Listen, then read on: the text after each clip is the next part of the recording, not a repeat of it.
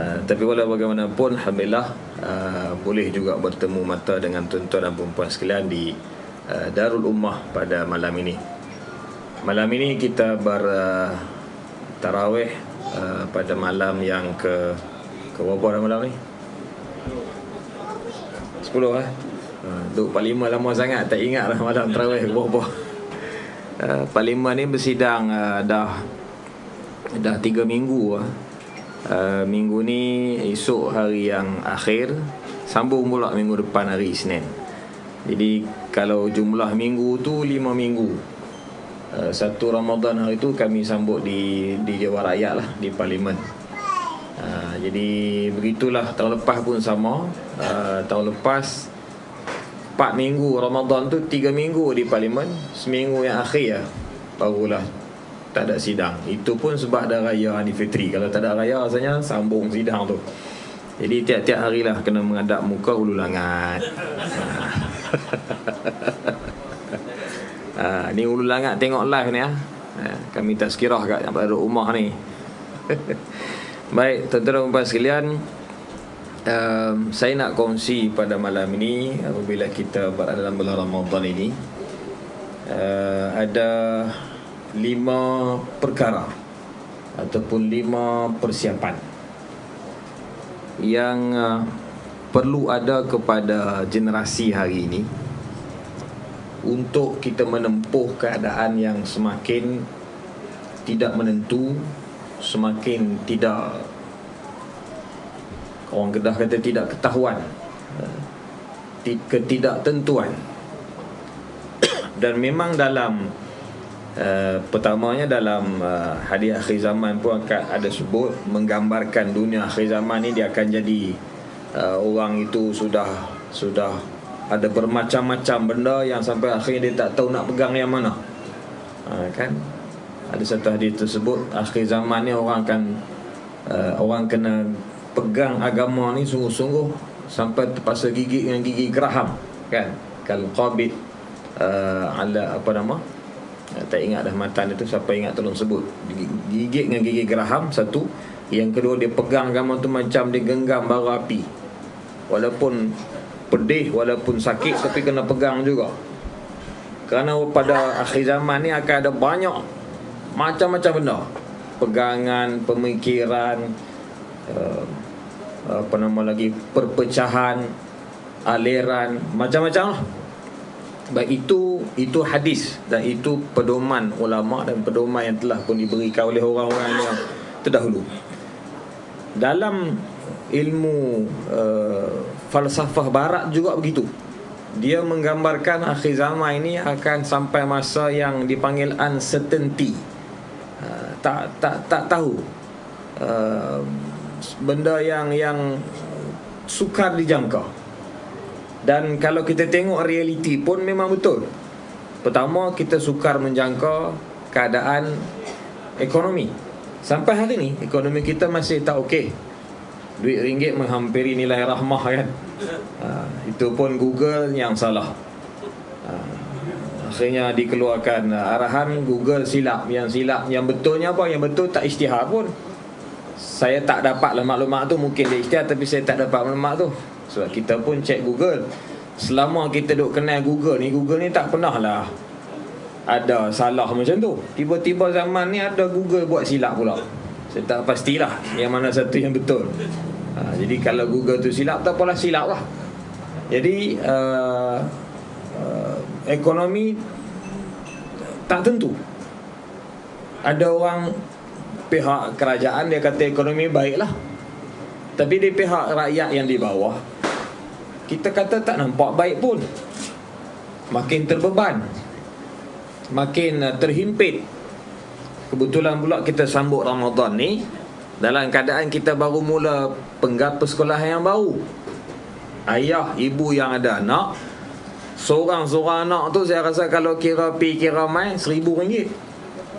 RM1,000 tu paling lekeh lah.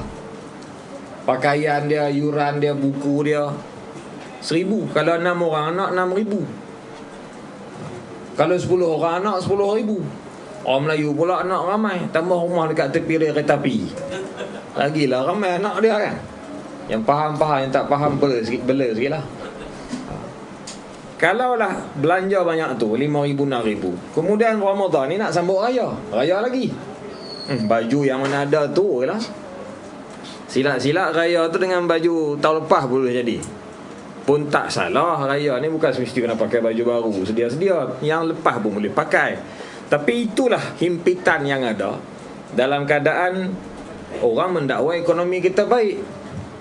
Ada orang ahli parlimen jawab di parlimen bila kita berhujah, kita kata rakyat kita ni terhimpit, yang berlaku dibentang dalam Dewan Rakyat ni teorinya eloklah, angkanya cantik, tapi yang berlaku realiti di bawah tidak. Ahli parlimen yang sebelah kerajaan tu kata, saya baru balik daripada hotel penuh. Tu menunjukkan rakyat kita senang. Saya pun heran juga, macam mana dia boleh ukur rakyat ni senang susah dengan tengok kepada hotel.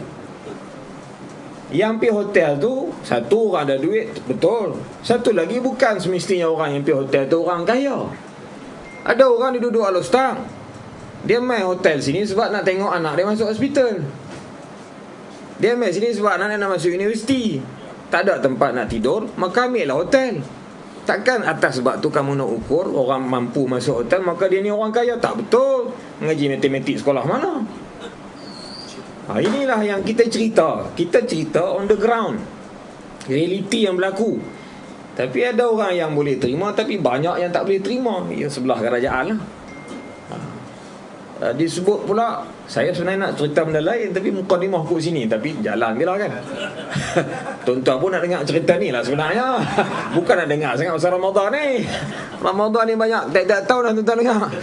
Tiap malam nak tazkirah Ramadan ni.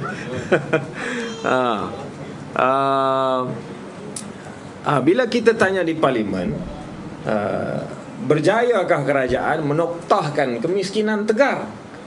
Kan di umum tahun lepas, 2023 kita akan pastikan tahun ini kita akan noktahkan kemiskinan tegar, saudara. Saya ulang, saudara.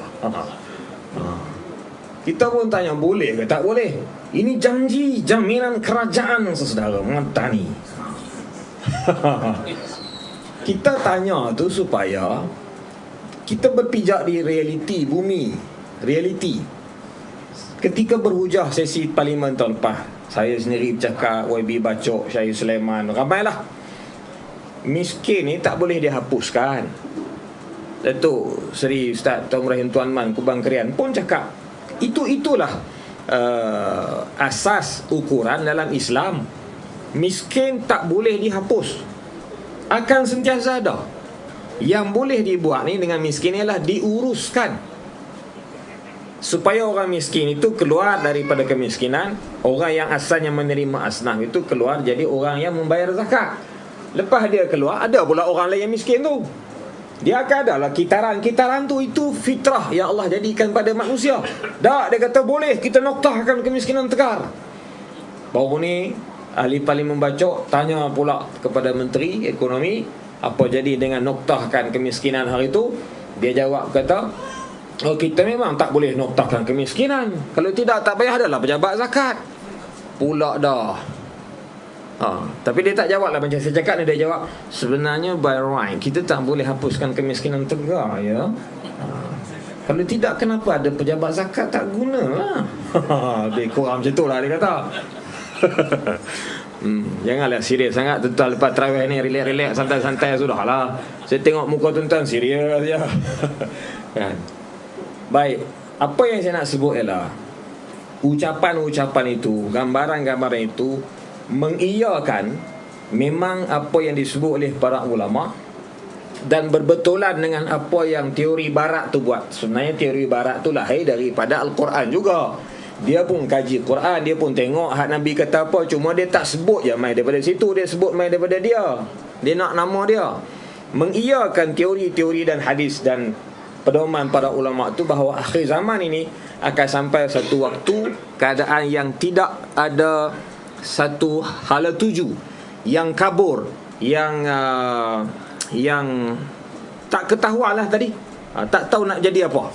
Politik pun tak tahu nak jadi apa. Hari tu ada macam-macam langkah. Langkah Chowkit pun ada, langkah Dubai pun ada. Ni langkah titi wangsa, macam-macam langkah. Orang pun tunggu bila nak jadi ni, bila nak tukar ni. Yang kami ni tak tahu apa pun. Yang orang lain yang bukan ahli parlimen tahu lebih pada ahli parlimen lagi. Hebat lah. Tiba-tiba tak jadi. Bila tak jadi, marah pula Farah. Sebab apa tak jadi? Bila yang kita kata, siapa dia yang bila kata jadi tu? Kita cuba. Jadi tak jadi mana kita nak tahu. Jadi inilah tak ketahuan tadi ni. Politik pun tak ketahuan. Hatta sampai hari ni pun masih lagi belum ada clear direction, ataupun kita tak tahu lagi nak jadi macam mana. Orang tanya pula soalan, tukar Yang Pertuan Agong yang baru. Agong yang baru ni macam mana? Mana saya nak tahu, tanya dia lah. Pun kita tak tahu lagi. Tapi nampak sehari dua ni kenyataan Tuanku Sultan Ibrahim tu keras, tegas. Waktu berbulan madu sudah habis. Selepas ni kamu akan lihat pemerintahan saya yang sebenar. Saya bukanlah patung untuk menteri-menteri suruh ikut saja. Semua menteri cakap saya ikut. Saya bukan patung. Ayat tu pedih tu. Nampak gaya. Sakit Madano ni. Jadi ini semua tak tahu lagi. Jadi macam mana? Apa lagi yang tak ketahuan? Contoh, esok ada soalan. Saya tanya soalan kepada menteri. Negara kita ni nak jadi tuan rumah ke kepada Sukan Commonwealth 2026? Sebab ada ura-ura kerajaan nak jadi tuan rumah kepada Sukan Commonwealth. Sukan Commonwealth ni tuan-tuan belanja dia banyak, bilion-bilion saudara. Saya ulang, bukannya sikit, bilion, puluhan bilion. Kena buat stadium, kena buat latihan, kena macam-macam lah. Fasiliti sukan. Birmingham 2023 tahun lepas, 2022 jadi tuan rumah Sukan Commonwealth. 2023 Birmingham tu bankrupt, muflis, habis duit dia. Kita tak mau negara kita jadi macam tu. Waktu rakyat terhimpit, sesak duit, ekonomi teruk, orang nak makan nasi, tak ada makanan atas meja, gunalah duit itu untuk selesaikan isu-isu utama rakyat ni. Itulah pandangan kita. Dari esok saya nak sebut benda tu lah kepada Menteri Belia dan Sukan. Soalan saya nombor 2 pagi esok, sekitar pukul 10, suku 10.30 pagi tu lah. Perang pula esok. Tapi kalau tanya elok-elok, Ulu Langat tak masuk campur, okey. Yang jam ni kalau Ulu Langat masuk kacau daun, tu jam lah. Tengok video dia pagi hari ni kan. Kalau yang tak tengok lagi, pergi cari. Teruk lah. Jadi tuan-tuan sekalian, dalam keadaan negara macam ni pun ringgit jatuh, ada desakan daripada dalam Malaysia ni supaya Malaysia ni jadi tuan rumah Sukan Commonwealth. Kan tak kena kan pertimbangan tu. Kita ni dalam Islam ni, dia ada fiqh aulawiyat. Dia ada benda yang dipanggil daruriyat. Daruriyat tu apa? Benda-benda yang kalau tak ada orang tak boleh hidup. Makanan, tak ada makan boleh hidup, tak hidup. Tempat tinggal, rumah, kalau tak ada rumah boleh hidup, tak hidup lah. Apa lagi? Kalau tak ada tak boleh hidup. Pakaian. Apa lagi? Pendidikan. Apa lagi? Kesihatan. Pun tak ada hospital. Kalau sakit pakai jadi ikut dah lah sakit tu. Mati pun mati bila. Tak boleh. Ni benda-benda asas yang dipanggil daruri. Baik. Kemudian ada lagi satu atas tu dipanggil hajiat. Hajiat ni benda yang melengkapi daruriyat. Hajiat ni kalau tak ada boleh hidup, tapi kalau ada dia menyempurnakan, memudahkan urusan. Apa dia? Kereta, motor, handphone. Daruriyat ke hajiat? Ada khilaf ulama nampak gaya. Tak ada telefon tak boleh hidup ke noh? Orang dulu tak ada telefon, hidup yang sampai hari ni. Dia hanyalah alat yang memudahkan komunikasi. Hajiat lah kot. Tak ada dia boleh hidup, tak mati. Tapi dia ada, dia menyempurna dan memudahkan. Tahsiniat ni aksesori. Nak bagi cantik, nak bagi elok. Tak ada dia pun boleh hidup, mudah je urusan. Tapi kalau ada tu nampaklah cantik. Sofa, lansir baru, Kalau kereta ni bos keting, bos exhaust, bunyi bos speaker, sound system, nak mudah faham macam tu. Baik, perbelanjaan wang hasil negara ni mestilah dibelanja mengikut 3 pecahan keperluan manusia tu.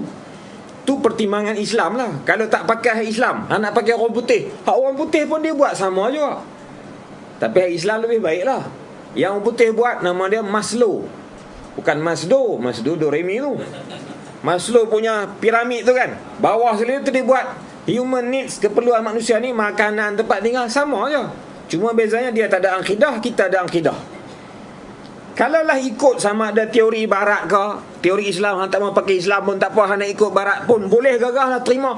Kalau ikut yang tu pun, nombor 1 keperluan manusia ni lah makanan, rakyat, kehidupan, tempat tinggal, kesihatan, pendidikan. Sukan tu duduk nombor berapa dah? Itulah hujah kita, ataupun itulah pandangan kita kepada kerajaan. Saya tak tahu lah isu dia nak jawab apa. Kalau dia terima, kalau Malaysia tak jadi tuan rumah sukan Commonwealth, tak apalah, alhamdulillah. Tapi kalau dia kata nak buat juga, tak tahulah tuan-tuan. 2026 ni 2024 kan, ada 2 tahun lagi, 25, 26 PRU 2027. Jadi dia buat duit habis, lepas tu buat PRU. Tak tahulah, masa tu hidup budak lagi pun tak tahulah. Baik, jadi atas semua benda yang kita tak tahu nak pergi mana, yang kekaburan apa semua ni, maka saya senaraikanlah ada 5 perkara yang kita mesti jadikan sebagai asas untuk bergerak terus ke hadapan dan mendapat panduan untuk membuat tindakan. Boleh jadi yang saya senarai ni tak ikut keutamaan, tapi pada pandangan saya ni lah 5 perkara, terutamanya kepada kita lah sebagai ahli PAS. Ni kita bercakap dalam konteks ahli jamaah PAS. Baik, yang pertama, persiapan yang pertama ialah kita kena ada pengetahuan. P yang pertama, saya sebut 5 P senang. P yang pertama ialah pengetahuan. Pengetahuan ni ilmu. Ilmu ni makanan ataupun pengisian kepada ruh. Manusia ni dia ada 2 ruh. Pertama dia panggil ruhul hayah, ruh yang menggerakkan jasad tubuh badan. Tuan-tuan naik motor, tu ruhul hayah. Makan nasi, ruhul hayah. Jalan, pergi kerja, balik, urusan kehidupan tu ruhul hayah. Hayah, hidup. Ruh yang menghidupkan. Bila mati, ruhul hayah itulah yang keluar daripada jasad, tu ruhul hayah. Satu lagi ruh yang kedua yang disebut oleh para ulama ialah panggil ruhut tamayyuz.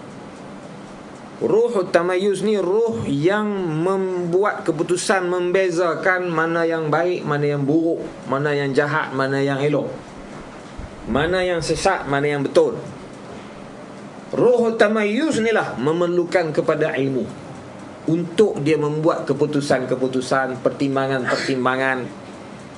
Jadi bila datang kepada dia apa jua keadaan, politik tak menentu, ekonomi tak menentu, kehidupan tak menentu, ilmu ni lah yang digunakan oleh ruhut tamayyuz tadi. Mumayyiz ni kan budak yang akil baligh. Akil baligh satu, sebelum akil baligh tu dia mumayyiz dulu. Mumayyiz ni apa? Dia reti beza. Yang ni nasi lemak, yang ni pampers adik dia. Dia reti beza. Kalau dia tengok pampers adik dia pun tu nampak macam nasi lemak, tu tak mumayyiz lagi. Mumayyiz ni biasa budak umur, saya rasa 2 tahun mumayyiz lah. Budak-budak lah ni 3 tahun. 3 tahun tu confirm lah boleh mumayyiz lah. Tapi ada juga budak umur 60 tak mumayyiz lagi. Macam mana pakcik? Tak tahulah, sama lah, siapa naik pun tu tak memayyiz lagi aku kamu kan. Sama serupa lah, tak ada apa lah, tak payah pilih lah. Tu boleh jadi tak memayyiz lagi tu. Tapi tak reti nak pilih, tak reti nak beza. Baik. Ruh tamayyuz ni dihidupkan ilmu. Baik, ilmu tu pula ada 2 pecahan. Pertama dia panggil ilmu fardu ain. Yang kedua ilmu fardu kifayah. Yang saya sebut kat tuan malam ni semua ni kita tahu dah. Cuma kita nak susun balik je. Baik. Ilmu fardu ain. Kenapa nama dia fardu ain? Fardu wajib. Ain wajib ke atas setiap individu Muslim. Orang Islam yang ada akidah, yang lafaz kalimah syahadah, mesti ada ilmu ini. Fardu ain ke atas setiap orang. Tak kira lah dia mengaji sekolah orang putih ke, sekolah agama ke, dia tak masuk pasti ke, dia masuk pasti ke, dia tak suka kat pasti ke, dia kena ada ilmu fardu ain ni. Ilmu fardu ain ni pula, tuan-tuan, ada 3 pecahan. Itu saya dah sebut nombor banyak-banyak, tuan-tuan ingat kot lah. Tak payah ingat pun tak apalah, dengar sudah lah. Ilmu fardu ain 3 pecahan: akidah, ibadah, tasawuf. Ni fardu ain. Ya, anak-anak kita dah masuk kelas kafar tu, benda ni lah dia belajar ni. Kelas fardu ain masjid apa semua ni, ni lah. Akidah ni iman, pegangan. Ibadah ni terjemahan kepada iman. Iman duduk dalam, ibadah nampak di luaran. Tasawuf menyucikan semula ibadah supaya selari dengan akidah. Itu simple explanation, kata orang ustaz. Mah orang ustaz tuan-tuan. Tu fardu ain. Fardu kifayah, ilmu-ilmu yang melengkapi fardu ain tadi. Semua ilmu yang melengkapi fardu ain itu dikira fardu kifayah. Nak semayang kena ada wudu. Nak ada wudu kena ada ayak. Nak ada ayak kena ada paip. Nak ada paip kena ada ilmu buat paip. Besi, maka kena ada ilmu buat besi. Besi tu nak jadi apa? Besi tu kena buat bulat apa semua, sampailah ada mesin, ada pam, motor sedut air daripada tanah, daripada tasik, daripada sungai. Ilmu kejuruteraan, ilmu-ilmu tu semua ilmu fardu kifayah. Nak semayang kena tutup badan dengan kain, supaya aurat tak nampak, baju, maka kena ada kilang buat baju, cotton, kapas. Maka itu juga ilmu fardu kifayah. Kilang tu buat baju semua siap apa semua. Dia boleh sampai kat kita kan sendiri baju tu? Tak boleh. Dia dihantar dengan lori. Maka orang yang jadi pemandu lori, fardu kifayah. Nak memandu lori macam mana kalau lori tak ada? Maka ada teknologi buat lori. Orang buat enjin, buat tayar, buat side mirror, buat caution, buat steering, buat brake. Semua tu ilmu fardu kifayah. Lori tu pula ada SST 8%. Kan? Jadi semua perkara yang melengkapi fardu ain itu fardu kifayah. Jadi dia lah, kalau dia kerja meter TMB, dia kerja baca meter air, dia ni tukang pipe. Macam mana anak pakcik? Macam tu lah, kerja kampung gitu lah, buat rumah tu. Fardu kifayah tu. Kalau dia tak buat rumah, tak siap surau. Kalau tak buat rumah, tak siap. Kalau dia bukan tukang rumah, tak siap. Apa, tak boleh repair rumah orang, tak boleh duduk. Itu kefahaman yang kita kena ada. Baik. Tu satu, ilmu fardu ain, fardu kifayah, pengetahuan, persiapan pertama. Persiapan kedua, P yang kedua dipanggil pemikiran. Dalam bahasa Arabnya disebut fikrah lah. Fikrah, pemikiran. Pemikiran ni saya pecahkan kepada 3 lah yang utama. Pertama, ahli-ahli PAS mesti ada pemikiran sebagai pemimpin. Walaupun dia itu tidak ada jawatan dalam organisasi ataupun dia ada jawatan. Pemikiran sebagai pemimpin ni maksudnya dia sentiasa meletakkan diri dia tu, kalau aku buat macam ni jadi macam mana pada orang lain. Kalau aku buat macam ni jadi apa kesan kepada jamaah, apa kesan kepada keluarga, apa kesan kepada jiran, apa kesan. Dia membaca sekeliling dia. Dia peka dengan keadaan semasa. Dia tahu apa benda yang berlaku, apa benda yang dibincangkan. Dia tahu. Tu pemimpin. Pemimpin ni sifat dia, dia kena perbetulkan orang kalau orang tu tak betul dengan ilmu yang dia ada tadi. P yang pertama tadi, pengetahuan. Dia gunakan pengetahuan tu untuk dia ni mempunyai pemikiran memimpin orang. Jangan kita ni asyik setting dalam kepala kita, kita hanya nak dipimpin saja. Pasal apa tak buat ni? Tahu tak ada siapa arah pun. Dia main duduk kat sini, lampu tak buka, kipas tak buka, aircon tak buka. Dia orang yang pertama sampai, duduk panas berpeluh ni. Orang yang kedua, ketiga, keempat sampai lah, kenapa tak buka aircon, kenapa tak buka kipas? Tak ada siapa suruh pun. Susah lah macam tu. Penat lah. Buka puasa, orang azan maghrib dah, duk tengok nasi depan, pasal tak makan. Tak ada siapa suruh pun. Teruk sangat budak ni kan, wayar dia putih kot. Jadi pemikiran sebagai pemimpin ni memudahkan banyak urusan-urusan jamaah sebenarnya. Saya dapat maklum balas dalam seminggu dua sebelum ni lah, sebulan dua. Adalah orang komen, kenapa ahli parlimen PAS, ahli parlimen PN ni nampak tak menyelah pun. Sebenarnya tu persepsi yang musuh timbulkan, yang kita termakan dan kita terpercaya. Dia kata tak menyelah tu sebab apa? Sebab video hak berucap parlimen tu tak masuk grup WhatsApp dia.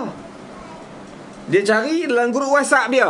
Grup WhatsApp mana? Grup WhatsApp taman, grup WhatsApp kampung, grup WhatsApp tempat kerja. Tak lalulah video tu sebab grup WhatsApp tempat kerja.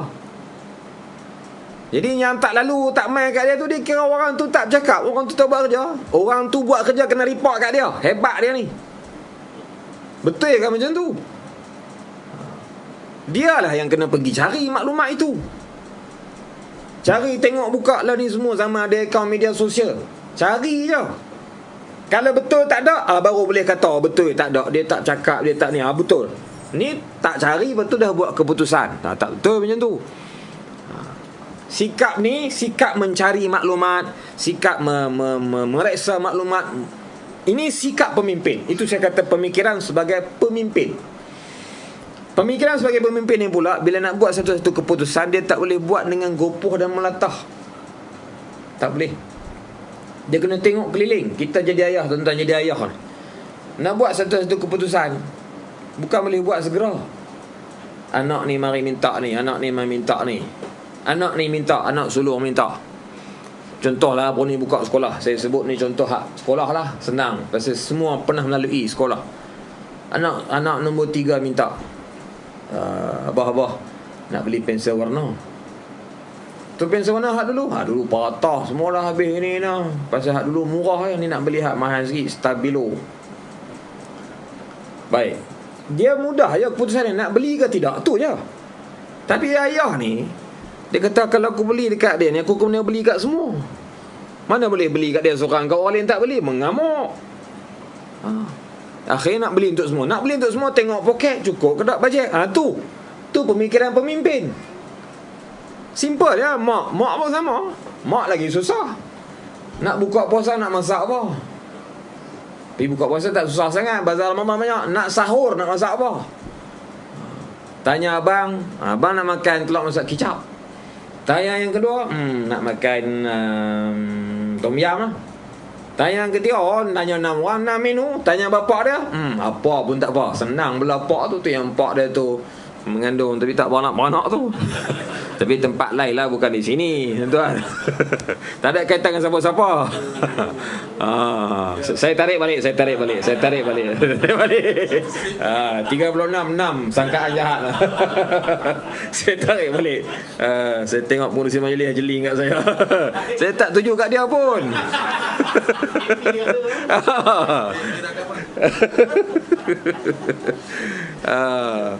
Pemikiran yang kedua ialah pemikiran sebagai penyelesai, bukan penyerabut keadaan, bukan merosakkan, tapi menyelesaikan. Yang pemikiran yang ketiga adalah pemikiran sebagai pendamai, bukan batu api. Pemimpin, penyelesai, pendamai. Ini pemikiran-pemikiran yang perlu ada untuk bekal ke depan. Persiapan yang ketiga, tuan-tuan sekalian, ialah dari sudut pengiktirafan. Pengiktirafan ni juga saya merujuk kepada 3 perkara. Pertama, pengiktirafan yang kita kena ada. Maksud pengiktirafan ni ialah orang jadikan kita tu sebagai contoh. Kita pula menjadikan Rasulullah tu sebagai qudwah yang utama. Kan banyak kan hadis-hadis apa semua sebut Rasulullah lah contoh paling utama apa semua ni. Pengiktirafan yang pertama yang kita kena ada sebagai ahli PAS ni adalah kita kena ada pengiktirafan yang sudut akhlak. Biar orang tengok kita ni, akhlak kita ni tak dipetikai. Ni keluar berita di Mersing, Johor, Sinar Harian laporkan ada seorang pemimpin pemuda peringkat Mersing dituduh di mahkamah kerana kes liwat. Tak pelik dah kan sebut kes liwat tu, tuan dengar relax kan. Dulu ada liwat ni, pelik lah kan. Ni biasa, liwat, gitu ya, macam demam gitu ya. Demam. Kita tak mau dalam jamaah ni terpalit dengan isu-isu akhlak. Akan ada masalah itu kerana manusia, orang, dia ada nafsu dan dia ada iman. Iman itu pula yazid wa yanqus, tambah dan berkurang. Ada masa dia naik, ada masa dia turun. Waktu bulan Ramadan iman dia bertambah, tapi selepas berbuka iman dia turun. Esok dia puasa balik, bertambah balik. Lepas tu bila raya bertambah juga beratnya. Tak ada kaitan dengan siapa-siapa juga. Tak ada kaitan dengan siapa-siapa. Saya kata kat saya tu, akhlak di tempat kerja, di dalam rumah tangga, di jalan raya. Jangan tuan-tuan pakai baju tulis belakang tu istiqamah, langgar lampu merah. Lah ni zaman ada dashcam tu. Masa tak ada dashcam, orang guna handphone viral, tambahlah ni ada dashcam. Senang je lah. Himpunan Istiqamah menuju kemenangan, hijau, putih, langgar lampu merah, habis. Kan baru ni masa isu kekemak tu, orang pergi sebar pula ada pemuda pakai baju ARC tu kan, yang duduk atas pagar masjid, dia tulis bawah tu Bismillahirrahmanirrahim. Gambar tu gambar lama, 6-7 tahun lepas, demonstrasi di masjid Seberang Jaya, Pulau Pinang. Saya ada di Pulau Pinang waktu tu, jadi ketua pemuda PAS Pulau Pinang. Adalah demonstrasi apa tu di masjid Seberang Jaya tu lepas Jumaat. Kau orang-orang kita ni ada bendera apa semua tu, dah ramai bawah tu, naiklah atas tembok tu. Dia bukan tahu bawah tu ada tulis apa, dia ingat tembok masjid. Lepas orang tegur dia, kata, "Woi, ada tulisan bismillah tu, turun." Ada bismillah, baru dia turun.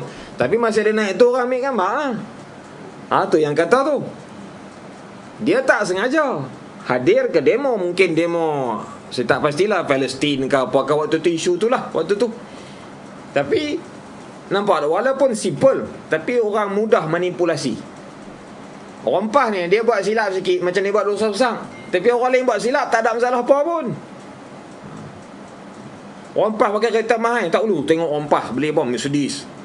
Yang hampa beli, hampa naik jet peribadi, naik helikopter kerajaan turun kempen pilihan raya, tak ada masalah apa pun. Kan? Ni nak sebutnya, bila sebut PAS ni, orang tengok kepada akhlak. Kalau kita nak lari daripada tu pun tak boleh. Dia ada label, dia dah tengok tu, tengok orang PAS. Kita masuk kerja lambat, orang PAS tu. Asal orang PAS masuk V lambat, asal orang PAS balik awal. Yang buat silap tu kawan tu, nama dia apa, Mat ke, Dolah ke apa ke, dalam kurungan bukan nama sebenar. Yang buat silap dia, tapi kenapa kait dengan PAS? Memang macam tu. Memang macam tu. Sebab tu tuan-tuan, berat tu kita memikul nama Parti Islam Malaysia PAS ni. Dia satu tugas yang berat, tak mudah. Di parlimen pun, kalau kita cakap apa semua kan, lepas tu orang sebelah sana marah kita, dia menyampuk kita, dia potong ucapan kita, dia maki kita, kita pun maki balik. Dia pun jawab balik, orang PAS cakap macam ni ke? Pula yang hang maki aku tak apa, aku maki hang tak boleh. Masa hang maki aku, hang tak kata aku PAS ke tak? Masa aku maki hang, kata orang PAS tak boleh maki. Penat lah aku tu. Gerah juga lah kan. Tak boleh nak marah di parlimen, marah di sini. Tak tahu lah tuan-tuan, saya sedang lepas ni tu saya buat sidang parlimen bulan puasa ni, habis pahala puasa.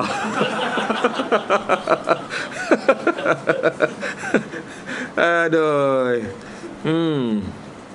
Yang kedua, pengiktirafan dari sudut akademik, pengajian lah, pendidikan. Seboleh-bolehnya, terutama yang saya sebut ni untuk konteks pemuda lah, seboleh-bolehnya kita adalah sedikit persiapan akademik itu, kerana keperluan nanti, saya sebut ni sebab nanti keperluan apabila Allah takdirkan satu hari nanti kita jadi kerajaan. Kita pernah dah jadi kerajaan sebelum ni, peringkat persekutuan. Kita dah pun jadi kerajaan di 4 buah negeri. Nak mengisi posisi-posisi yang ada itu memerlukan kepada minimum syarat kelayakan akademik. Yalah, nak minta kerja pun orang tengok kelayakan akademik lah. Jadi kalaulah kita tidak boleh memenuhi kelayakan akademik yang minimum requirement ataupun yang diminta itu, maka siapa nak isi tempat tu? Maka diisilah oleh orang-orang lain yang tak ada fikrah. Jadi rugilah. Kita nak melaksanakan syariat dengan kuasa yang ada, tapi pelaksana syariat itu ialah pegawai. Pegawai itu pula kalau dia tidak ada fikrah Islam dan dia tidak ada kelayakan akademik, maka tak boleh isi tempat itu. Dia tak lengkap lah. Tak cukup lengkap. Kereta lah waras, minyak tak ada, nanti tak boleh jalan juga.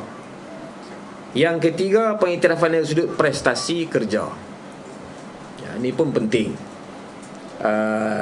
Kalau boleh orang tak pertikai lah tempat kerja kita ni. Nak tengok kerja yang cemerlang, tengok empah. Sampai orang sembang macam tu. Sampailah dia ni tak ada sebab majikan nak ambil tindakan kat dia. Dia memang kuat pah. Yang mana satu betul tentang kuat pah ke pah kuat? Kuat pah ke pah kuat?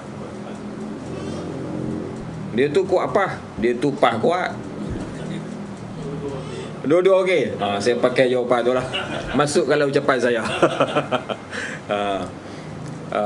Biar sampai kalau boleh, kalaulah dia jadi cikgu lah, dia jadi cikgu kan, tak ada sebab nak ambil tindakan kat dia. Dia aktif, terlibat dengan pemuda ke muslimat ke apa ke, aktif.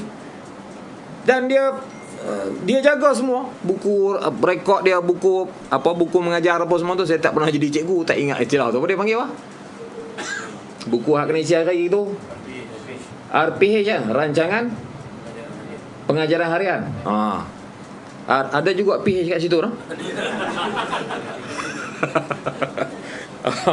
Tak apalah, RPH biar dia buat semua tu. Sampailah dia naik pangkat pelong kanan. Dia kata pelong kanan gaji berapa ringgit je, tambah pun berapa puluh ringgit je beza. Berapa puluh ke ratus? 200 kot. Beza sikit je pun. Kalau tambah sampai 2,000 okey. Tak, itu satu. Tapi bila naik ke situ pelong kanan, lepas tu kamu naik jadi pengetua, naik jadi guru besar, biar orang PAS ni duduk sampai ke tempat pembuat polisi. Ni online kan? Apa nak kata apa, kata lah. Lah online tu tak lagi geng-geng walanan masuk tu. Kau apalah nak pahala tu saya kata, nak dosa kata saya dapat pahala. Biar sampai kita ke tempat itu, supaya kita yang ada fikrah, yang ada terlibat gerakan Islam ni, bila duduk tempat membuat polisi itu, barulah boleh nak melaksanakan, bukan nak melaksanakan agenda parti politik dah, nak melaksanakan agenda Islam.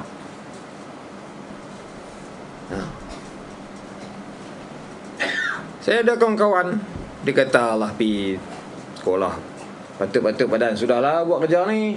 Kalau buat kerja lebih lagi nanti pengetua rekomen jadi pelong kanan teruk. Mari sekolah kena mari awal, balik kena balik lewat tak tentu, kadang malam kena pi, kadang hujung minggu. Tak apa, pi je lah. Tu sebagai khidmat yang akhirnya dia akan naik jadi pentadbir.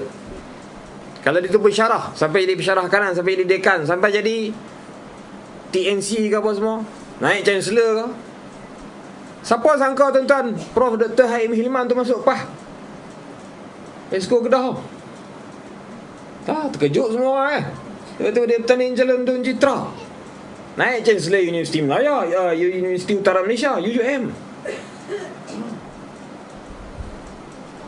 Tak sangka menang, alhamdulillah. Esko bidang apa? Pengajian pendidikan tinggi. Hebat dia tu. Tak boleh masuk sekolah bagi motivasi kat budak. Kementerian Pendidikan tak bagi. Yang kantin sekolah hang buka boleh. Yang orang nak masuk bagi motivasi hang tak bagi. Bila orang tanya di parlimen, koyak. Menteri apa macam tu, jawab elok-elok cara profesional. Ni dia jawab apa bila orang tanya dia, jangan tanya saya macam tu. Ini Saim tu Tak apalah, hampa saya ingat hang seorang puasa, kami tak puasa. Dia jawab dalam parlimen. Jangan Mak, jangan tanya saya macam tu. Ini saim, ini saim, ini saim. 3 kali dia ulang. Saya cari video tu. Betul lah hang puasa, tapi dah orang tanya ni, jawab lah. Di parlimen tanya soalan. Yang tanya soalan tu ahli parlimen Kangang, Cikgu Zakri Hassan bersatu. Dia kata, boleh tak Kementerian Pendidikan ni silibus subjek sejarah tu kaji balik supaya ambil sejarah yang betul.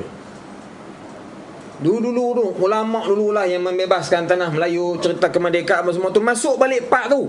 Jangan letaklah sejarah tu kemerdekaan negara ni diberi oleh British dengan mudah-mudah. Tu sejarah yang orang putih buat waktu tu. Kita nak buat balik sejarah yang sisi kita. Jadi YB Zakri ni, ahli parlimen Kangang ni, tanya yang tu. Dah orang Perlis cakap, lebih kurang orang Kedah lah. Boleh tak yang berhormat menteri? Kan dia macam style tu lah sikit, macam saya cakap ni kan. Dia terasa menteri tu, dia kata yang berhormat, ini saim, ini saim, ini saim. Aduh, penat betul lah. Inilah dia tentang orang yang merintah negara kita hari ni. Lepas tu parlimen tu nak jadi berkualiti macam mana perbahasan. Tengah-tengah duk ini saim tu, hulu langit bola bangun. Duduk cekah. Hampir duduk dekat zoo lah. Inilah kita bila kita tu yang saya sebut tadi tu, prestasi kerja kita tu biar kita tak ada sebab untuk orang nak ambil tindakan. Banyaklah saya jumpa kawan-kawan apa semua. Saya jumpa seorang cikgu lama nama Cikgu Ali di Jasin, Melaka. Dia dah pencen dah. Umur saya rasa kalau ada sekarang ni pun masih ada mungkin 70. Bayar-bayar ayah saya lah. Dia disekat kenaikan pangkat dia sebagai cikgu selama 30 tahun gua rasa. Tak naik grade. Padahal dia layak. Kesalahan dia apa? Dia edar harakah di sekolah. Nama dia Cikgu Ali. Dia edar harakah sekolah. Harakah yang dulu, yang lama dulu ni, yang keluar seminggu 2 kali tu. Edar harakah sekolah. Jadi tak naik pangkat. Sehinggalah dia panggil apa? Penaziran ke apa? Kan turun sekolah, cek apa semua, tengok cikgu ni merit, markah apa semua ni, pengalaman semua cukup, patut dah naik pangkat siang-siang, kenapa tak naik? Dia kata mana saya nak tahu. Jadi dia turun balik, cek balik. Dekat-dekat dia nak pension tu, dia dapat kenaikan pangkat, backdated gaji apa semua. 30 tahun tentang bayang dapat banyak mana? Boleh beli jet peribadi apa? Kan? Lepas tu dalam 2-3 tahun lepas tu dia pun pencen dengan grade yang sepatutnya dia dapat di usia dia tu. Tapi 30 tahun lah melalui ujian tu, bertukar habis kot sekolah Melaka tu, habis lah. Negeri Sembilan, Johor semua dia dah round lah. Setiap sekali tempat dia tukar sekolah baru, harakah dia dah situ. Tempat tak ada PAS Cawangan, tubuh PAS Cawangan situ. Pening kementerian waktu tu, PPD dengan JPN. Dia lah cerita kat saya pernah duduk Melaka. Dia kata pening. Jadi dia ni bagus, lagi tekan lagi dia buat, tekan lagi buat. Akhirnya Cawangan pun dapat buka, harakah pun dapat jual, pangkat pun dapat naik, pencen pun boleh, duit pun dapat. Nak apa tuan-tuan? Allah Ta'ala bagi rezeki yang tak terduga. Tapi kena sabar dululah 30 tahun. Tu contohlah yang saya tengok realiti depan mata saya. Saya tentu apa ada pengalaman yang sama lebih kurang, cuma mungkin lirik dan skripnya berbeza. Dan yang kedua terakhir, P yang keempat, persediaan untuk menempuh zaman-zaman yang mencabar ini ialah pengalaman. Pengalaman ni dapat dibina dengan satu, adanya jaringan rangkaian. Maksud jaringan rangkaian ialah kita ni bergaul dengan orang. Dalam bahasa gerakan Islam ni disebut, inilah dipanggil amal ijtimai, bermasyarakat. Amal jama'i, dalam PAS ni ada 2, gerak kerja organisasi jama'i, yang kedua gerak kerja kemasyarakatan ijtimai. Kalau bahasa sembang kita ni bercampur dengan orang lah. Dia tu ni pergi tempat tu, kenal dia nama saya? Tak kenal lah. Orang tak kenal pun dia. Mungkin dia tak bercampur dengan orang. Ataupun mungkin nama di kampung nama lain. Ramai orang macam tu. Contoh bapa mentua saya lah arwah, nama dalam IC Abdul Rahman bin Abdul Razak, nama panggilan Hasan. Kan lari jauh, Abdul Rahman dengan Hasan tu lari jauh.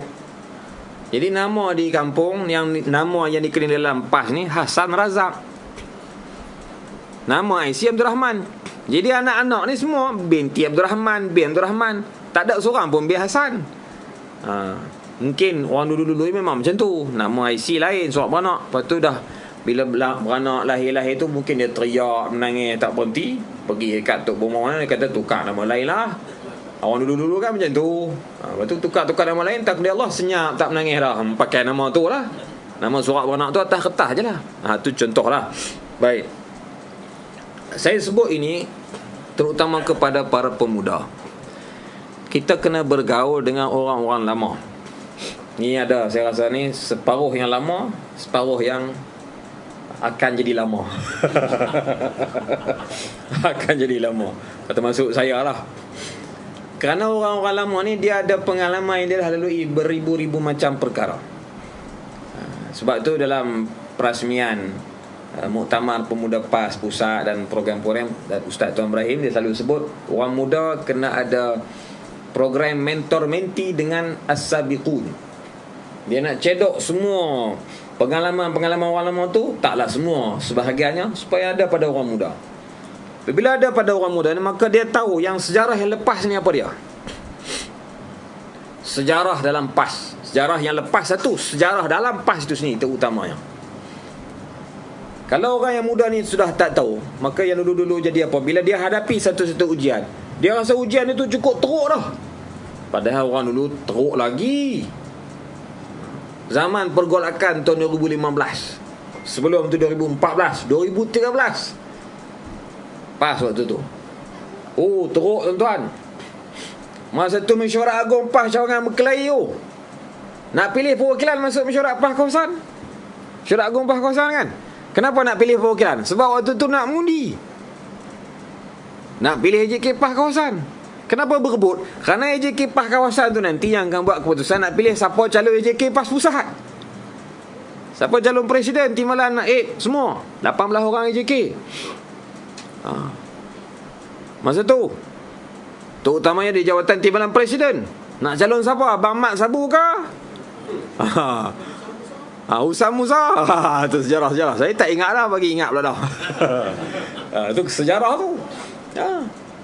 Masa tu muktamar di Taman Melewar, di Kuizam tu lah, Dewan Datuk Fateno tu. Bertembung waktu tu, saya ingat lagi. Dahsyat. Mesyuarat agung peringkat PAS kawasan pun dah bertemu lah. Masuk bilik mesyuarat kan, meja panjang tu. Belah sini geng Mak Sabu. Belah sini geng Sam. Belah sini geng orang ni, geng Ustaz Derih kan, geng apa. Ulama ni tak ulama lah. Cai lah apa semua. Sampai left group lah, sampai macam-macam. Dahsyat. Orang tanya soalan kat Presiden PAS, kat Cik, macam mana ni PAS ni? Habis dah, kira pecah ni, tak ada lah PAS ni. Cik jawab mudah ya, zaman dulu cara orang kita lebih dahsyat daripada zaman sekarang. Cik sebut hak dulu teruk lagi. Zaman Datuk Seri Muda bersama sampai jatuh kerajaan, hak dulu teruk lagi. Hak ni boleh lah, tak ada apa lah. Kita pun jadi tak apa, mengubati. Itu penting sejarah yang lama tu. Sejarah yang lama ni hanya ada kepada orang-orang lama. Nak turun macam mana kepada generasi baru, orang muda lah kena pergi tanya, pergi sembang. Dah sembang tu jangan dengar saja, tulis lah, ambil video, buat konten, masuk TikTok. Ni zaman TikTok, tap screen guys. Tu Datuk Seri Syahidan Kasim, bangun berucap, Assalamualaikum rakyat Malaysia anak muda, tap screen guys. Kemas dia. Dia duduk sebelah saya tu YB Macang, Wahim Faisal, betul dia. Dia kata, aku duduk dua orang sebelah orang muda, aku pun jadi muda. Datuk Syahidan. Tu pun satu benda yang kita tak jangka. Allah Ta'ala takdirkan dia masuk PAS. Siapa pernah jangka? Kan?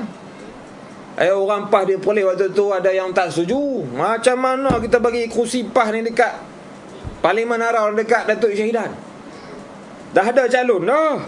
Calon kita dah senarai siap dah. Tak silap saya ada watikah siap dah. Kalau tak silap lah, confirm dah.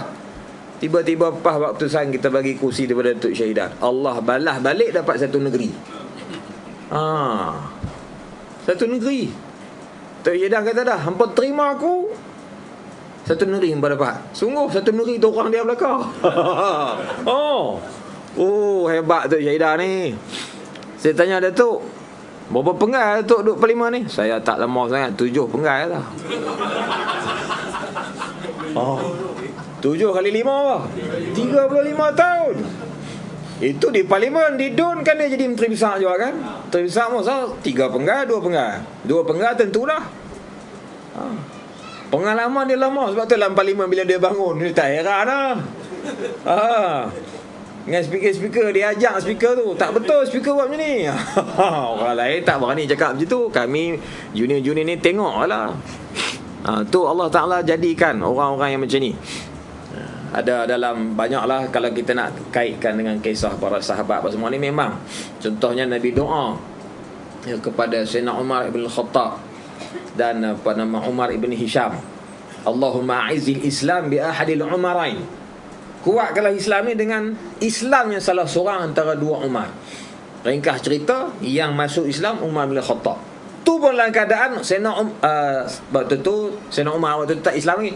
Dalam keadaan dia tu nak pergi bunuh Nabi. Di tengah Kaabah tu. Dia tanya, mana rumah Muhammad? Tunjuk aku kat mana rumah Muhammad. Tangan pegang pedang. Orang Mekah waktu tu sembang, harus dah, habis dah, Muhammad kali ni mati dah. Pasal yang tanya ni Umar. Lepas tu orang pun sebutlah rumah Muhammad sekian-sekian.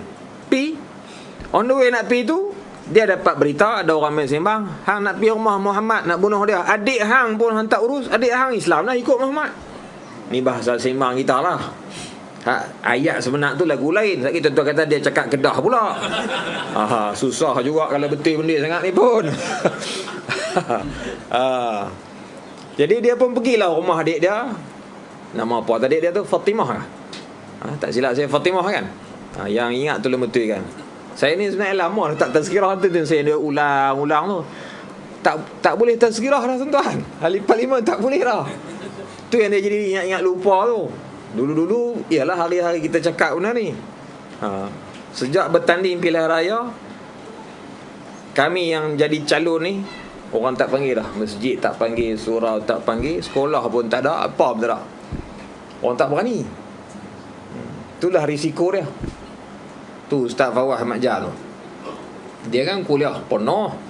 Kuliah dia tu sehari bukan maghrib saja, subuh, zuhur, asar, maghrib. Tiba-tiba dah jadi ahli parlimen. Bukan ahli parlimen, dia bertaniah tu kan, calon DUN.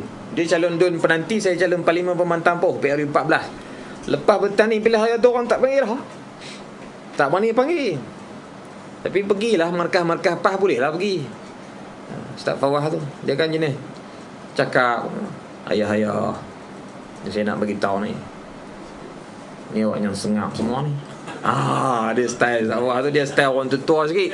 Walaupun mak dia muda, jadi dia orang berkenan kat dia. Nak cerita pada dia tu, corona jauh sangat ni. Ya, Sayyidina Umar pergi rumah Fatimah. Pergi Fatimah tengah membaca Quran surah Toha. Masa tu dia dengan suami dia. Jadi ringkas cerita, Sayyidina Umar pun masuklah rumah, tengok dia pegang Quran lah. Waktu tu Quran ditulis di atas belulang unta ke pelepah tamar ke, macam tu lah. Saya tak ingat dengan tepat kisah itu. Jadi dia minta nak pegang, aku nak tengok. Waktu tu Fatimah kata pada Umar, tak boleh. Wa anta najasun, tangan kamu ni najis, tak boleh pegang. Tu yang Sayyidina Umar nampak dia tu, berdarah tu jatuh, rebah. Dia pun ambil lah tulisan surah Taha tu, dia pun baca. Taha ma anzalna al dia lupa. Taha sambung. Yang tu lah. Taha ma anzalna alaikal Qur'an litashqa kan, illa tazkiratan liman yakhsha. 5 ayat yang pertama. Okey. Dia baca, dia tengok, Dia pun kata, ni apa ni? Lepas dia pun sebut ni Quran. Kemudian dia suruh Fatimah tu baca pula dua kali. Kemudian dia patah balik, dia ambil kat dia baca pula 3 kali. 3 kali dia baca. Selepas 3 kali dia baca itu, hati dia berubah. Dia jadi lembut. Dia tanya, tunjuk kat aku di mana rumah Muhammad, aku nak pergi jumpa dia. Maka pergilah jumpa di hadapan rumah Nabi. Masa dia nak sampai tu, di rumah Nabi ni dah ada sahabat-sahabat jaga keselamatan Nabi. Ada KPP, Keselamatan PAH Pusat, Jabatan Amal, apa semua lah waktu tu. Kalau kita situasikan dengan waktu lah ni buat contoh saja lah, bukanlah real macam laku. Susah juga ni kadang-kadang orang kata, apa dia ni bid'ah. Dah jaga keselamatan Nabi. Nabi pun tengok, berkata tak apa, aku sambut dia. Bila Sayyidina Umar sampai depan pintu, Nabi bagi amaran, ya ibnal Khattab, fa in aradta al-khair fadakhala, fa in aradta syarr fa kharaja. Wahai anak kepada Khattab, kalau hang nak buat baik, hang masuk. Kalau hang nak buat jahat, hang balik. Maka waktu itulah Sayyidina Umar jawab kepada Nabi SAW, ya Muhammad, ataitu li aslama. Wahai Muhammad, aku mai ni kerana aku nak memeluk Islam. Maka Allah makbulkan doa Nabi antara dua Umar. Maka Umar bin Khattab yang memeluk Islam, dan selepas itu dia menjadi singa Allah, orang yang menjadi tulang belakang perjuangan. Jadi saya tidaklah nak kata Datuk Syaidah tu macam Sayyidina Umar, tapi ibrah ataupun pengajarannya seumpama itulah. Juga tak sangka Tan Sri Anwar Musa masuk PAS. Kedua-dua itu jadi AJK PAS Pusat. Ada juga orang PAS marah, kami duduk dalam PAS lama tak ada AJK Pusat pun. Mereka tu baru masuk PAS, beberapa hari lantik AJK Pusat. Boleh percaya ke dua orang tu? Kemas dengar dia ni pun. Yang lantik tu Presiden PAS, Tok Guru, Cik. Kalau hang marah dua orang tu jadi AJK PAS Pusat, mana yang hang petikai Tok Guru? Hang dengan Tok Guru ni hang terah lagu mana? Hang tulis rupa kitab dah. Baca mak surat pun tak tahu halal lagi. Saya kata kat saya lah tu. Ni contohlah, ada juga orang macam tu biar pergi kat dia lah. Jadi bila ada dua orang ni dengan pengalaman dan kepakaran dia dalam UMNO lama dua orang ni. Dua orang ni adalah antara yang atur strategi UMNO dulu-dulu ni. Tan Sri Anwar Musa tu utamanya strategi penerangan, strategi pilihan raya. Bila masuk dua orang ni untuk tambalan pilihan raya kita di Kemaman, pergi Kemaman, Datuk Seri Syahidan duduk situ tak balik 2 minggu. Petugas PAS ni ada hari juga pergi 3-4 hari balik, 3-4 hari balik. Hak 3-4 hari tu pun duduk di markah tu lah. Yang bertugas. Yang masak. Yang lena lah. Tapi Datuk Syahidan ni tak balik. Dia dengan isteri dia, Tan Sri Anwar Musa, tak balik 2 minggu. Bawa kakak, bawa lori TV apa semua, yang kat lori apa semua kan, tetap yang bertugas pergi tengok lah. Allah bagi buah fikiran mereka tu duduk lampah, dan akhirnya kita memenangi pilihan raya kecil Kemaman. Baik, dan P yang terakhir, yang kelima ni ialah PAS.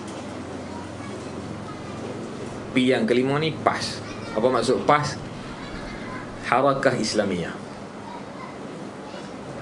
Waktu dunia sedang terumbang-ambing, tidak ada arah tuju yang jelas, tidak ketentuan, maka bersamalah dengan jamaah Islam. Talzamu jama'atul muslimin wa imamahum. Hendaklah kamu beriltizam dengan jamaah Islam dan pemimpinnya. Dan alhamdulillah Allah Ta'ala memilih kita untuk bersama-sama dalam gerakan Islam PAS ini. Dan mudah-mudahan Allah Ta'ala memberi istiqamah kepada kita untuk terus bersama dengan gerakan Islam ni, walaupun dalam keadaan susah ataupun senang, dalam keadaan jadi pembangkang ataupun jadi kerajaan. Kerana tak semua orang boleh bersedia menerima kekalahan. Kita berkawan dengan kawan-kawan dalam Bersatu, rakan kita Perikatan Nasional. Tak semua mereka ada pengalaman jadi pembangkang. Saya rasa tak pernah jadi pembangkang, sebab Game Bersatu ni main daripada UMNO dulu kan. UMNO mana pernah jadi pembangkang. Bila jadi pembangkang ni, mereka merasai kesulitan, kesusahan, tapi terubat dengan dia berkawan dengan PAS ni. Dia tanya, dia mau buat lagu mana? Hak tanya tu, saya sebut lagu tu, tahu lah orang Kelantan tu. Silap pula pergi cakap Kelantan sekarang ni. Dia mau buat lagu mana? Dia mau cari PT mana?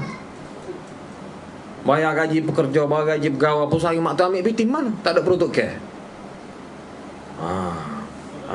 Kita ni Datuk, Datuk. Orang PAS ni biasa. Sama-sama dah jadi pemangkai. Tak biasa jadi kerajaan. Jadi pemangkai tu biasa, jadi kerajaan tu pelik. Jom duduk-duduk lagi. Lepas tu PT kat mana? PT sendiri lah Datuk. PT kita boleh tu 4,000 beri kepah. Waktu hak wajib tu. Berapa? 4,000. 4,000. Dia kata kejut 4,000 kata. 4,000 beri kepah tu hak pusat, hak negeri lagi, hak kawasan lagi, hak cawangan lagi, hak mari minta rumah lagi. Akhir tinggal 1,200 ya beri anak bini. Beri beras, beli gula, buat sekolah. Tu jelah. Lepas tu tak ada duit. Tak ada lah Datuk. Boleh duduk ni? Kalau tidak tak hidup lah. Boleh lah, alhamdulillah tu. Dia pun senyap. Berapa pas ambil kedai? 4,000. Kalau kawai tak beri, PT kawai. Ikut suka kawai lah.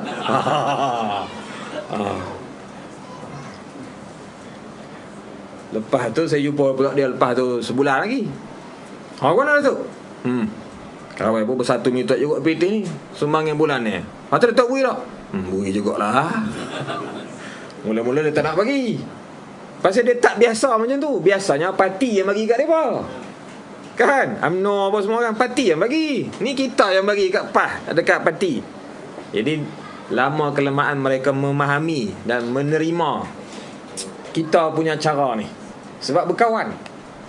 Alhamdulillah kita di peringkat pusat parlimen tu, Perikatan Nasional, ahli-ahli parlimen lah terutamanya, kerana kita berjumpa hari-hari. Tidur sekali hotel yang sama, tapi bilik lain-lain lah, bukan tidur sekali. Tak boleh sebut tuan-tuan lah ni, sensitif. Pelantar lah apa semua. Macam-macam. Tidur hotel yang sama, makan sekali, parlimen sekali duduk. Jadi kerap berjumpa ni kita mesra lah. Semayang sekali semalam, buka puasa sekali, tarawih lah, dia jadi Tok Imam, dia jadi Tok Bilal. Tapi tahlil tak ada, sebab penaja tarawih tu Datuk Syahidan, dia tak buat tahlil. Polis kan. Lambat faham juga tuan-tuan ni pun. Jadi itulah situasi yang berlaku. Kemanisan dalam jamaah tu lebih baik daripada kepahitan berada di luar jamaah.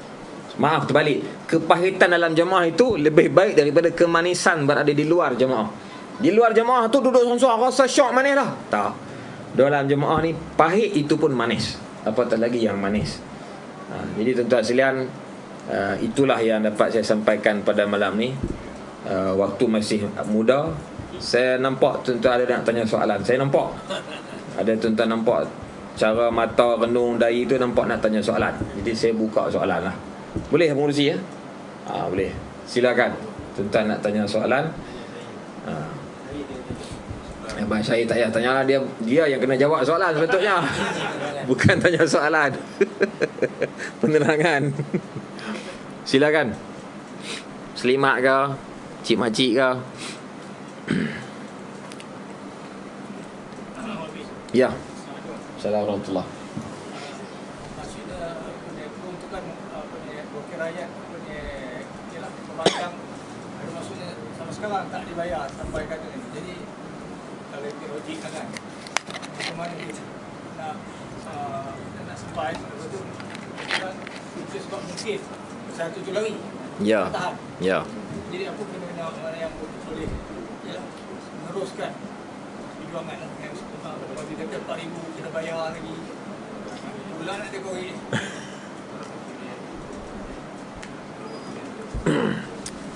Baik, terima kasih. Soalan yang pertama. Soalan yang pertama tentang peruntukan wakil rakyat.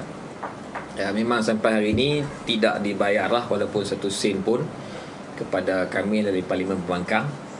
Dan dikatakan tadi boleh jadi itu juga faktor 6 orang ahli Parlimen Bersatu itu menyokong PMX. Betul lah, memang faktor utama ialah tidak ada peruntukan Tapi saya heran juga 6 orang ahli parlimen tu semua orang yang dah ada orang ada duit lah. Orang ada duit, orang ada bisnes, orang kontraktor, macam-macam lah berniaga. Ada seorang tu ada klinik banyak, tapi dia kata dia tak ada duit.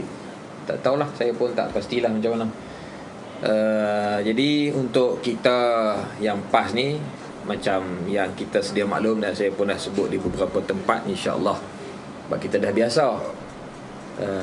Tapi untuk ahli parlimen bersatu tu, itulah yang kita pun tak tahu nak jadi apa. Mungkin selepas daripada ni 3 tahun lagi nak PRU ni, mungkin ada yang lagi yang akan isytihar. Na'udzubillah kalau boleh tak ada. Tapi kalau ada, adalah. Mana kita nak boleh halang. Tapi kalaulah ada sungguh, apa hikmahnya? Hikmahnya orang melihat kepada istiqamahnya PAS. Hikmahnya apa? Hikmahnya berlaku proses penapisan. Allah tapis buah-buah buruk tu semua luruh sendiri. Tinggal buah yang elok yang untuk dipetik, untuk dimakan. Buah yang elok ialah akan menumbuh, akan menjadi pokok itu subur dan segar, boleh menaungi dan memayungi mereka yang berada di bawah pokok itu. Tapi nak dapat buah yang baik itu 3 tahun 4 tahun tu akan melalui beberapa keperitan. Tak ambil tindakan undang-undang? Tak boleh. Dia bukannya dalam akta. Dia ikut suka Perdana Menteri. Itu di bawah bidang kuasa Perdana Menteri. Hak prerogatif Perdana Menteri. Ikut suka dia. Ini kerajaan kami, ikut suka kami ya. Tu dia jawab macam tu. Memang dalam belanjawan, peruntukan tu diletak di bawah kod Jabatan Perdana Menteri. Dipanggil peruntukan tu, dipanggil ada 2, perbekalan dan pembangunan. Semua tu full kuasa Perdana Menteri. Macam hari ni lulus perbelanjaan tambahan 23 bilion, tak silap saya, perbelanjaan tambahan untuk 2023. Dah belanja dah, duit tak cukup, minta tambah duit. Ni lulus, terpaksa lulus lah. Kalau tidak kita berhutang. Kita berhutang. Memang setiap zaman siapa menjadi Perdana Menteri, dia akan ada perbelanjaan tambahan setiap tahun sekali ataupun 2 kali. Zaman Datuk Seri Najib 2 kali. Tapi zaman Datuk Seri Anwar ni tadi, yang Berhormat Pasimah sebut 6 kali kot ada perbelanjaan tambahan dalam tempoh setahun ke 2 tahun. Lebih daripada Perdana Menteri yang lain. Yang dia kata dia Menteri Keuangan yang cekak dan hebat dan dahsyat tu. Wallahualam lah. Itu cara kerajaan berbelanja. Jadi kalau tak cukup, dia boleh mohon perbelanjaan tambahan, tapi kena table, kena bentalan Dewan Rakyat dan kena diluluskan. Okey. Undang panjang tu nampak tu, 3 tahun lagi. Ya. Jadi wakil rakyat kita ni tuan-tuan, tentulah yang kena tolong bantu. Tentulah kena tolong bantu. Titi Wangsa ni lah, walaupun orang lain wakil rakyat, tapi saya cakap ni atas secara umum lah. Ahli parti lah kena bantu wakil-wakil rakyat PAS ni, adun ataupun ahli parlimen. Susun program, turun cawangan, cari orang susah. Carilah sikit gula beras. Dia rakyat ni dia tak semesti nak banyak. Sikit pun tak apa, tanda ingat. Banyak tanda ada. Kalau harap semua wakil rakyat semua, botak lah kepala yang dah botak lah tu. Teruk. Saya cerita tuan-tuan, saya rasa tuan-tuan dah tengok mungkin TikTok tu, YB Kak Lah kan, Harta Panjang buat pinjaman bank, personal loan tuan-tuan, rate dia tinggi. Personal loan ni mahal daripada pinjaman kereta, pinjaman perumahan. Tapi tinggi tak tinggi pun dia buat lah, 100,000. Dia kata lebih 100,000, 7 tahun buat bayaran installment bulan-bulan. Penggal pertama dia jadi wakil rakyat, tak ada peruntukan. YB Kak Lah ni perempuan, nenek kepada beberapa orang cucu. Usia dia tu patut duduk di rumah lah, duduk dengan suami. Dia ada suami, duduk dengan anak menantu, dengan cucu. Tak, sebelum subuh dia dah keluar rumah lah. menyantuni rakyat. Pergi situ, pergi sini, pergi situ, pergi sini. Saya tak boleh buat walaupun saya muda. Saya kata tak boleh buat macam tu. Cuba buat tapi tak boleh nak sampai setara dia buat tu. Sampai Zuhur. Masuk Zuhur, suami dia balik, anak dia pula ganti shift. Dia tak balik sampai petang, sampai asar. Malam mau dia balik. Tu dia. Suami dia berkorban, anak-anak berkorban, cucu berkorban, menantu berkorban. Rantau panjang pula kawasan banjir. Redah ayak. Dia naik Toyota Hilux tu. Toyota Hilux tu lah pergi parlimen. Program khidmat Malaysia ke apa tu, orang operasi banjir Pahang sampai Johor dia sampai. Hilux tu, Hilux ni bukannya selesa sangat. Hilux ni bawa barang, bukan bawa orang. Orang naik Velfire tu bolehlah gagah sikit, selesa. Dah naik. Tu pengorbanan wakil rakyat pas. Tu duit ringgit. Tak cerita lagi pengorbanan perasaan. Tak cerita lagi tekanan-tekanan yang dihadapi oleh anak-anak di sekolah, dikecam oleh orang-orang lain yang berbeza fahaman politik, dipulaukan oleh cikgu, dipulaukan oleh rakan. Saya cerita tu semua tu pengalaman-pengalaman yang saya lalui. Yang ni orang tak tahu behind the scene. Orang kata apa, wakil rakyat tak cakap apa pun di parlimen. Kena faham, wakil rakyat ni bukan semua yang pidato, bukan semua yang kaki bisyarah. Kalau kita nak pilih orang yang pandai bisyarah yang jadi wakil rakyat, apa beza dengan pembek yang ada hari ni? Kan? Kita nak orang pandai bisyarah kan pandai jaga rakyat. Tentulah nak orang pandai jaga rakyat, pandai mentadbir. Bukan semua wakil rakyat yang dipilih oleh parti tu pandai ceramah. Ada yang pandai ceramah, ada yang tak berapa pandai ceramah. Ada yang disil, ada round 95, ada round 97. Yang disil tu lambat lah, pick up sikit, slow bercakap. Tanya di petua, saya nak tanya soalan satu. Ada video masuk, video YouTube semua, tapi orang tak potong masuk dalam TikTok, tak viral. Bila tak viral, tak lalulah kat grup WhatsApp dia tu. Bila tak lalu, dia kata, oh wakil rakyat aku tak buat kerja. Oh, semudah itu dia hukum wakil rakyat dia macam tu. Dia mungkin bercakap di parlimen tak berapa pandai, tapi di kawasan dia lah yang paling banyak turun jumpa masyarakat. Kalau tidak, dia tak menang lah. Kalau tidak, orang tak undi dia lah. Kalau tidak, parti pun tak cadurkan dia. Itulah pertimbangan-pertimbangan dia yang kita kena ambil kira menyeluruh nak bagi hukuman ni. Kita ni tuan-tuan, musuh kata kita tak apa, kita biasa. Tapi kalau rakyat, kalau jemaah, ahli-ahli jemaah, rakan pimpinan kata kat kita, pedih. Dia lebih menikam dan menusuk kalbu. Musuh kata, DAP kata, tak biasa. Dekat jelutong nak kata. Kawan-kawan yang duduk sebelah sana kerajaan ulangak pun nak kata, tak rasa apa hati, tak rasa langsung. Tapi kalau kawan-kawan sendiri kata, ahli kata kat kita, terasa. Sebab dia sepatutnya dia kenal dan dia faham. Ta'aruf, tafahum, takaful, 3 rukun usrah itu sepatutnya diimplementasikan di luar daripada usrah. Bukan setakat dalam majlis usrah sahaja. Dia kena faham, kena kenal pimpinan PAS, tahu waktu bila dia susah, waktu bila dia perlukan pertolongan. Wallahualam. Ada soalan lagi? Ya. Tak. Pasti. Ya. Oh, tu soalan dia. Soalan tentang isu pasti, seliti, semiti. Apa situasi terkini? Situasi terkini saya dimaklumkan hari ini Jabatan Tenaga Kerja di bawah Kementerian Sumber Manusia difahamkan mereka buat keputusan untuk menghentikan siasatan di premis-premis tu. Dia tak pergilah. Kita dapat laporan daripada penguruh-penguruh pasti di beberapa buah negeri dan beberapa buah tempat dihubungi, kami tak jadi pergi. Takat tu ya. Sebab apa tak tahu.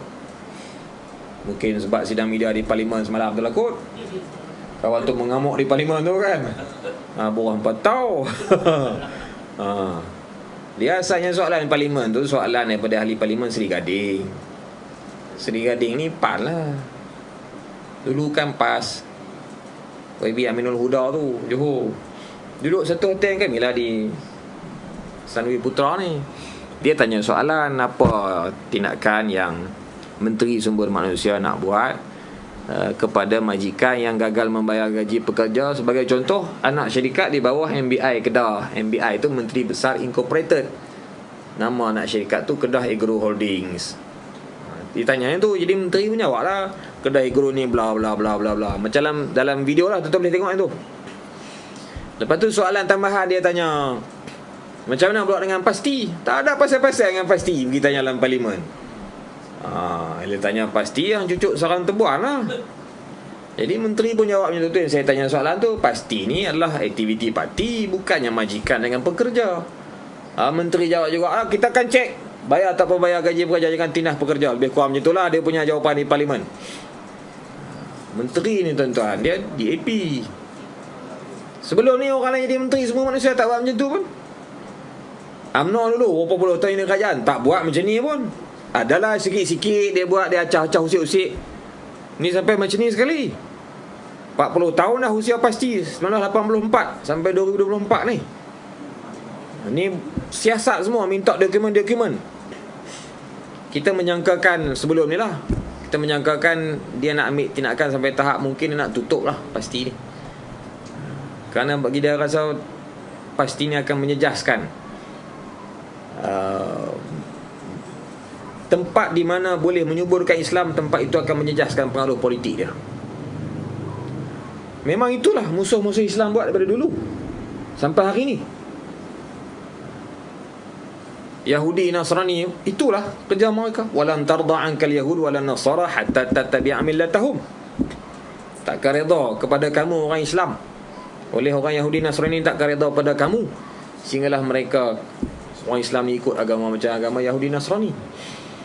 Saya tidaklah nak kata sampai macam tu sekali, tapi saya nak kata seolah-olah orang akan nampak seolah macam tu lah. Saya sebut dalam sidang media saya di parlimen semalam, saya tak mahu orang kata kerajaan ni kerajaan yang tak suka kepada pendidikan prasekolah, pendidikan Islam prasekolah. Saya tak mahu orang kata kerajaan macam tu.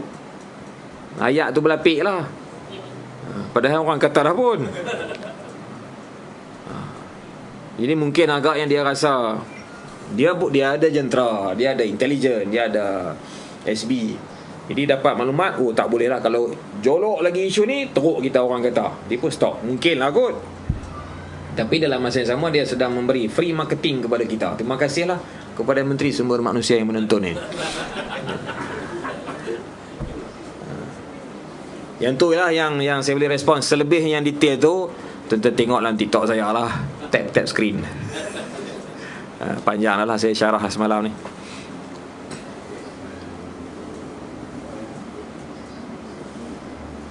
Saya nak cerita lagi boleh, tapi live tu kena tutup, boleh cerita. Bila ada live tu payahlah sikit.